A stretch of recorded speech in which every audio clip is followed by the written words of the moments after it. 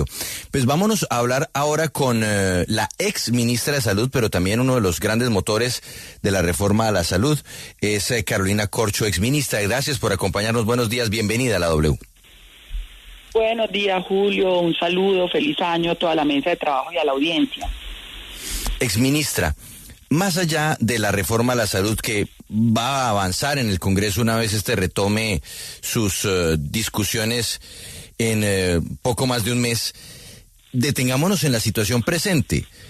¿Qué le tendrán que decir en los centros hospitalarios a los pacientes cuando eventualmente no haya recursos suficientes para atenderlos? Sí, se da lo que están anticipando las EPS, y es que una unidad de capitación que es baja, como que recibe un incremento bajo, pues no alcance para cubrirlo todo.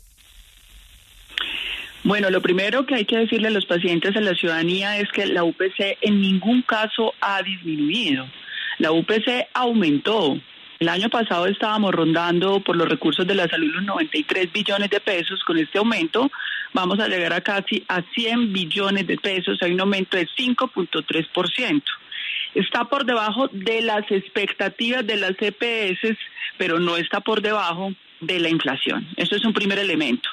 Segundo, ese cálculo y ese aumento se da con base a los mismos datos e información que entregan las EPS. Y bajo esas consideraciones y esos datos que entregaron las EPS, es que se propone ese aumento. En ningún caso, y no es cierto y no se puede decir, se ha disminuido la financiación de salud en el país. Y ahí tienen que estar tranquilos. Ahora, es que en este sistema de salud tenemos unos problemas, y es después de que se entregan esos recursos, ¿qué pasa con esos recursos? Ahí es donde yo llamo a las clínicas, a los hospitales y a la ciudadanía a estar pendientes, porque ya vemos lo que ha pasado. Entonces, ¿qué ha pasado? Un manejo discrecional, opaco, poco transparente. Pero los colombianos entregamos plata. Exministra, pero concentrémonos en lo que van a enfrentar los pacientes ahora, porque la política, por supuesto, está avanzando en el Congreso y le señalaba que allí se dará la discusión de la reforma que ha avanzado. Pero hablemos de los pacientes y de la situación también financiera para hospitales y para las mismas EPS. ¿Cómo harán en las EPS y también en los hospitales y clínicas para incrementarle lo que corresponde al salario, según lo determinado por el gobierno, cuando el incremento de los recursos que van a recibir está muy por debajo de ese incremento salarial?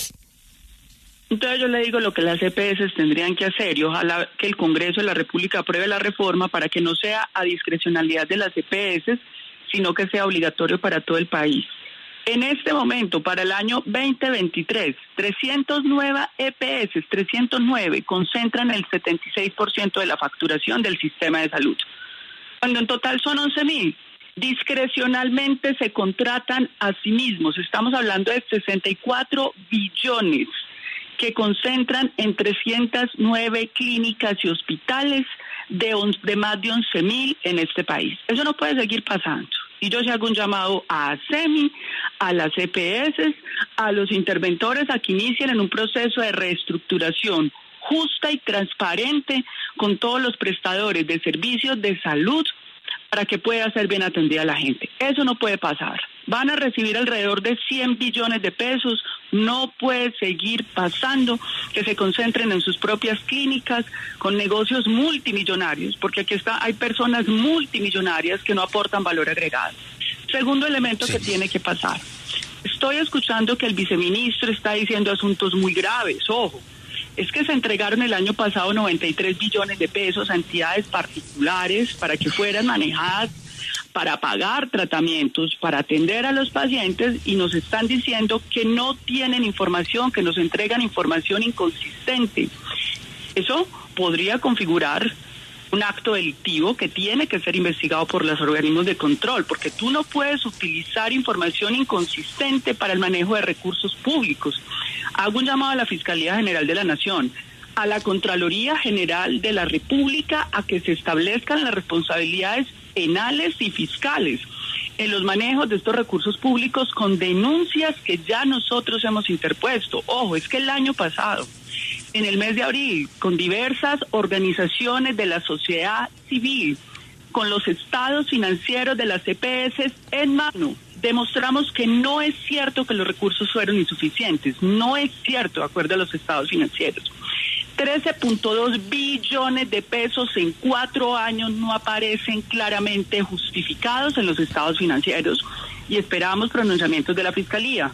Ya la Contraloría General de la República se pronunció y dijo en el año 2020, el año de la pandemia, presunto desvío de 11.3 billones, apertura en firme, investigación de responsabilidad fiscal.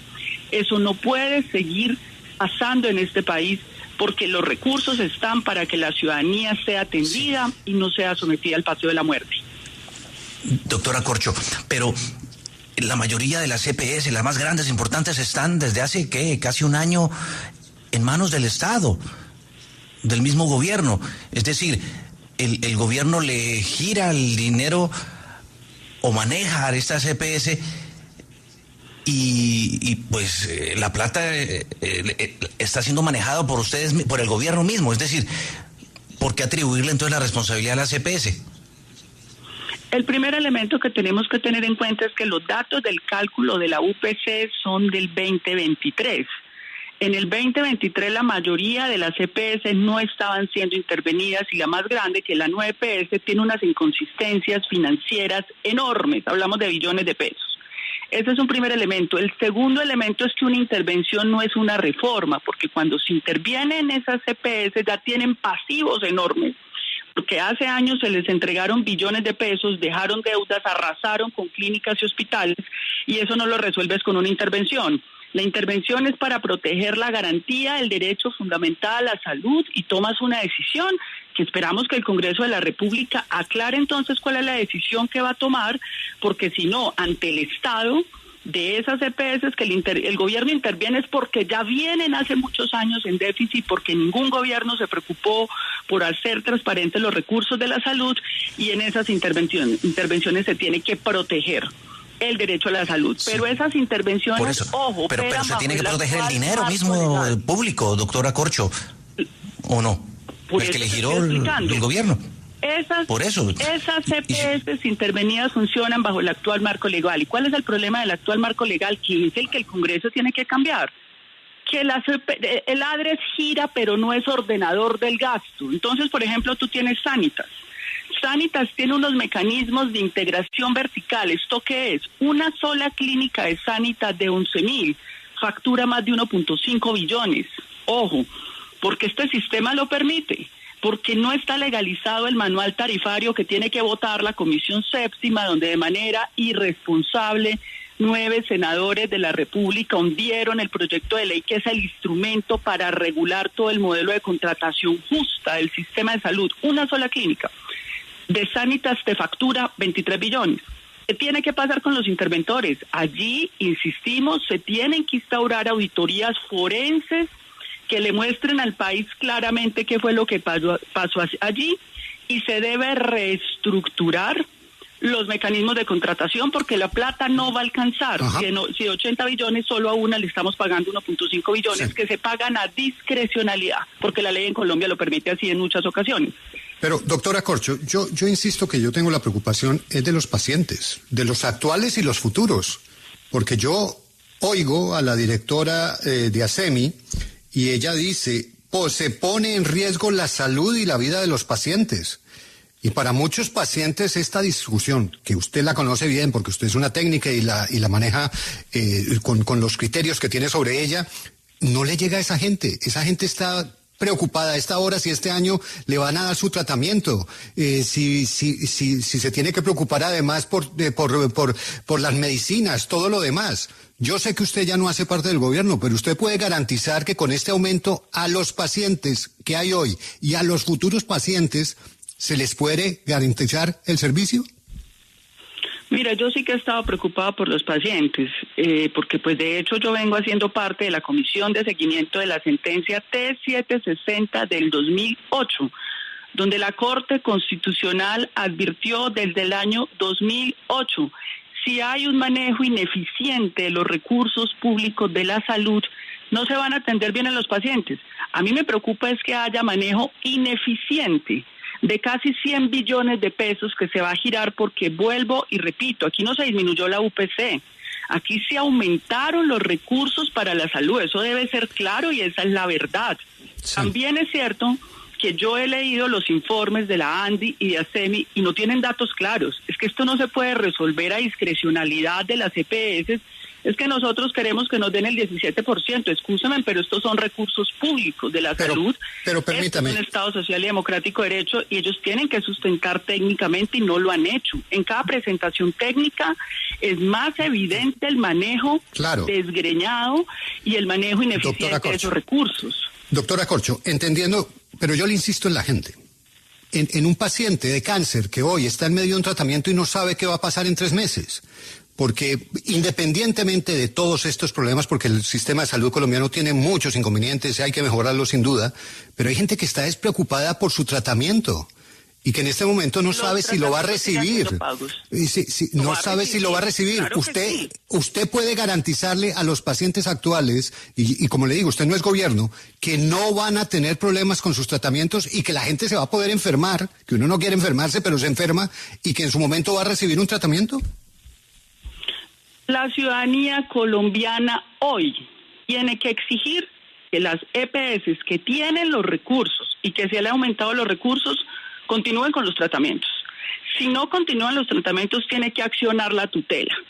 Y hago un llamado a la Contraloría General de la República y a la Fiscalía General de la Nación a que ejerzan su labor de control sobre el uso eficiente.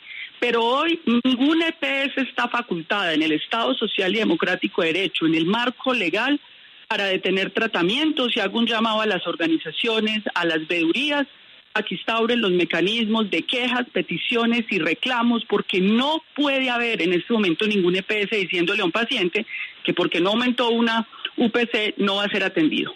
Eso no es serio, eso es ilegal y eso no tiene ninguna razón de ser. Ahora bien, si las EPS consideran que tiene que revisarse, pues que presenten los datos. Pero es que los datos que están presentando no son consistentes. Esto no puede ser a discrecionalidad y a capricho de los señores de las EPS, con todo respeto. Pues abran una mesa nuevamente, el gobierno debe estar abierto a eso. Si hay algunas organizaciones de pacientes que consideren que presenten datos, pero con los datos, lo que han presentado, lo que aquí tiene que haber es una compulsa a los organismos de control, porque con los datos que hoy tenemos los colombianos, por lo menos durante 4 años, tenemos embolatado 13.2 billones de pesos que no han respondido.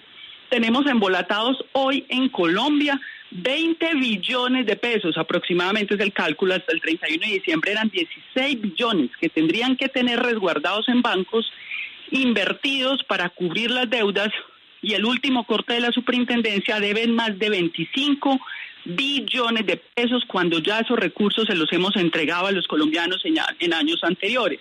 Este informe del que habla el viceministro es muy grave.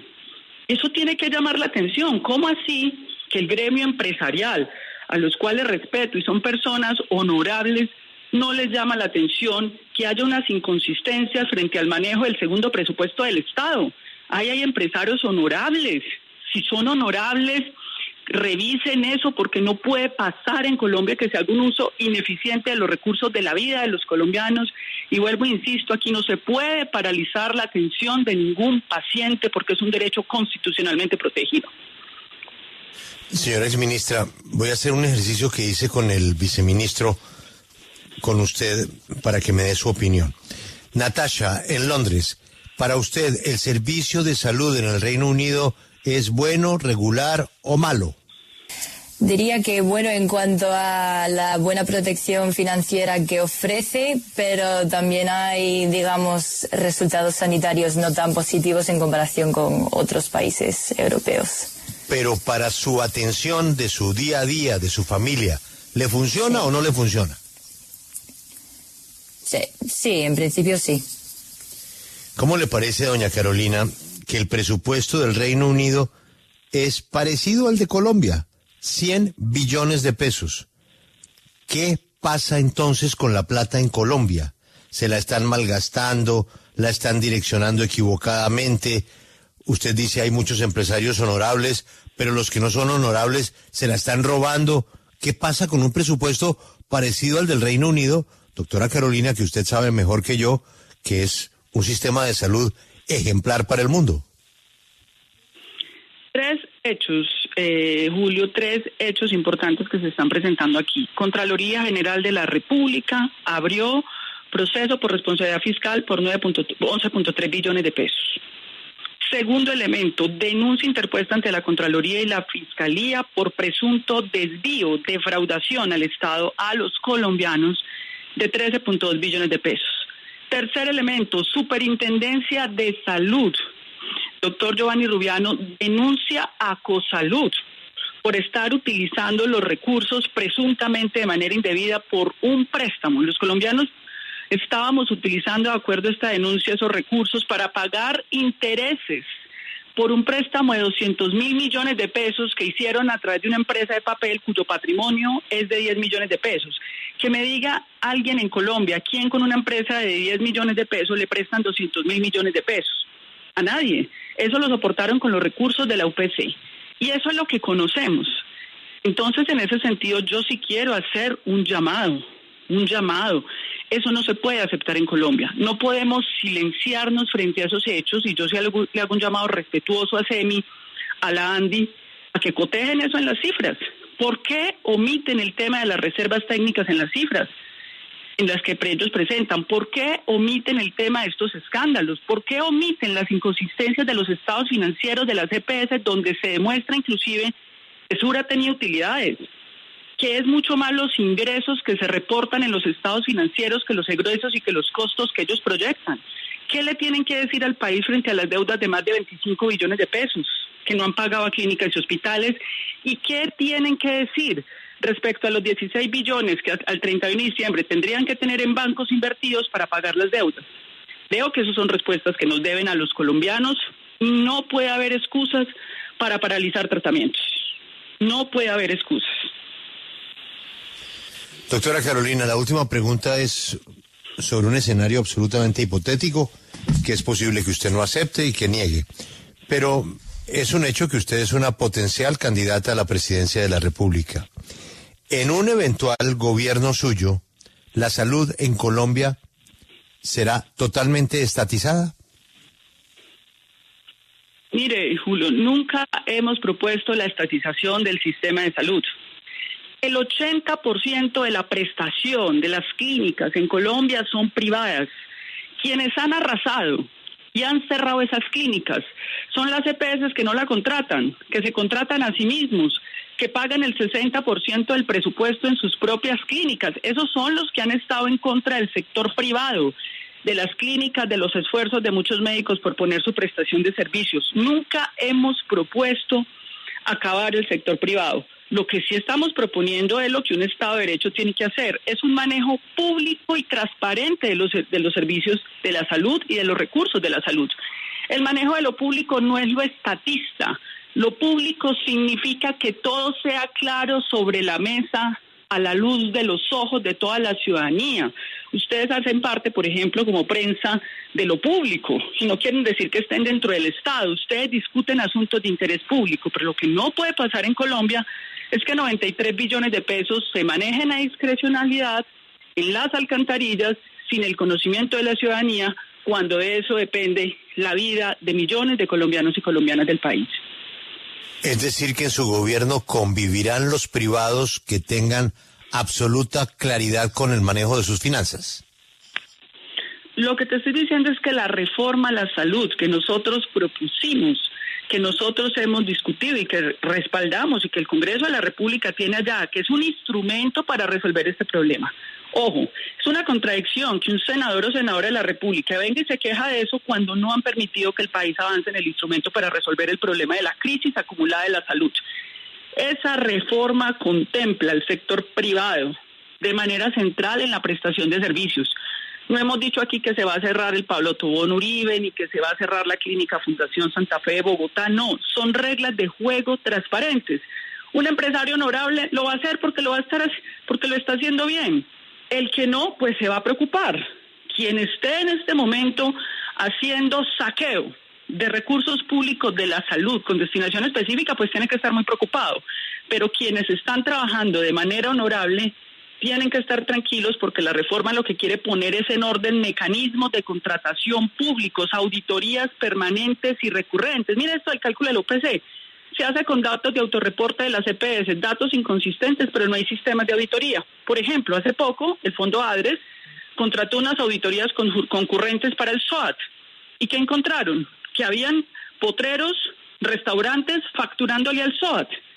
Solo con la instauración de la auditoría por parte del ADRES, que nunca se le ocurrió hacer una auditoría de esas a ninguno de los anteriores gobiernos que hoy están en la oposición a la reforma, se disminuyó el 50% de la facturación, porque eso disuadió a todos aquellos quienes estaban utilizando potreros, fincas, instituciones inexistentes, clínicas fantasmas para defraudar al Estado colombiano. Esas son medidas estructurales que contiene la reforma a la salud. Eso que hizo en el ADRES es lo que queremos que se haga en todo el sistema de salud. Ella es Carolina Corcho, para muchos una precandidata presidencial, para otros una candidata presidencial. Fue ministra de Salud y nos ayuda a entender esta discusión que para muchos es el punto de quiebre del sistema de salud en Colombia. Doctora Carolina, gracias por atendernos, muy amable, gracias por su tiempo y aprovecho para reiterarle un deseo sincero de un feliz 2025. Muchas gracias y un abrazo a toda tu audiencia, Julio. Que estés muy bien.